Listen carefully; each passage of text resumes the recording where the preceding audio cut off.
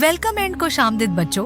आज हम आपको एक अलग ही कहानी सुनाएंगे जो कि जंगल की शेरनी एक कुत्ते के बच्चे की माँ बनने की। जंगल की एक गहराई में जहाँ हर ओर हरियाली थी और पशु पक्षियों की चहचहाट गूंजती थी, वहाँ एक शक्तिशाली शेरनी जिसका नाम था नंदिनी निवास करती थी।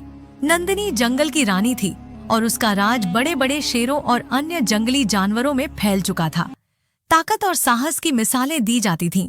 एक दिन जब नंदिनी अपने बच्चों के साथ खेल रही थी, अचानक एक तेज आवाज आई। वह घबरा गई और आवाज की ओर दौड़ी। वहां उसने देखा कि एक छोटे से पप्पी के सामने उसके माता पिता मरे पड़े थे। पप्पी बहुत ही प्यारा था, उसकी आंखें बड़ी बड़ी और सफेद फर में छिपी हुई थी। नंदिनी ने उसे अपने पास बुलाया और कहा, तुम यहाँ अकेले क्यों हो छोटे? पप्पी ने रोते हुए कहा, मेरे माता पिता किसी ने मार दिया है, मैं बहुत डर रहा हूँ। नंदिनी का दिल पिघल गया। उसे लगा कि इस छोटे पप्पी को उसकी जरूरत है।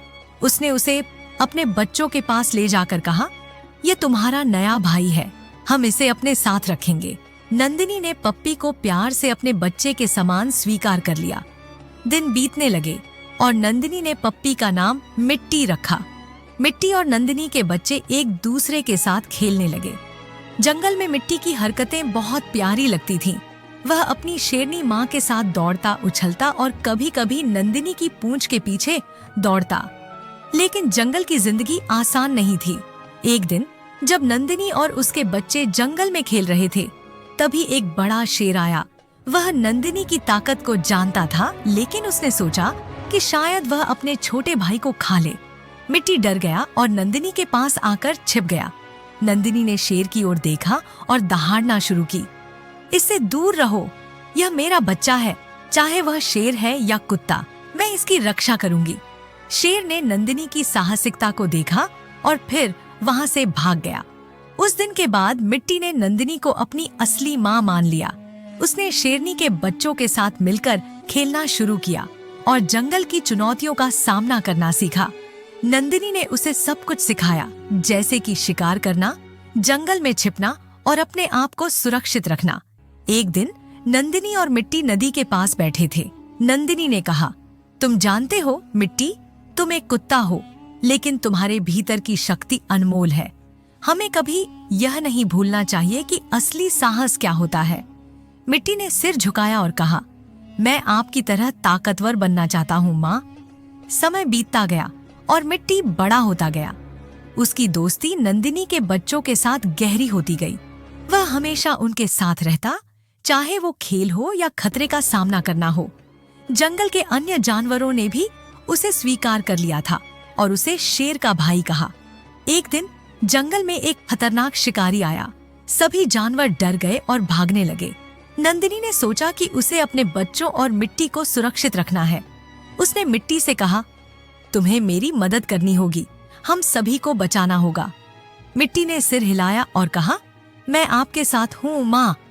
शिकारी ने एक जाल बिछाया और शेरनी को घेर लिया और शेरनी को जाल में फंसाकर पेड़ में लटका दिया।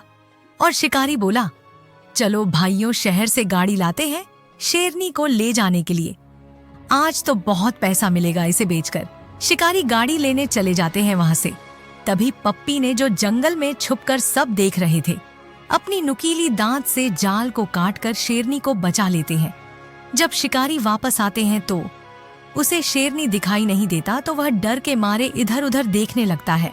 तभी शेरनी और पप्पी मिलकर शिकारी को दौड़ाने लगते हैं। नंदिनी और मिट्टी ने मिलकर शिकारी का सामना किया, जबकि नंदिनी ने अपने शेरनी के बल से शिकारी को डराया। अंत में शिकारी जंगल से भाग गया और सभी जानवरों ने राहत की सांस ली। जंगल में एक नई कहानी बनी। नंदिनी और मिट्टी ने दिखा दिया कि प्यार और साहस का कोई भेद नहीं होता। मिट्टी ने साबित किया कि वह केवल एक पप्पी नहीं, बल्कि नंदिनी का एक सच्चा बेटा है। दोनों ने एक दूसरे के लिए जो बंधन बनाया था, वह जंगल की कहानी में हमेशा के लिए दर्ज हो गया। अगर आपको वीडियो अच्छी लगे और आपको कुछ सीखने को मिला तो वीडियो को लाइक करके अपने दोस्तों को शेयर कर दे। शुक्रिया।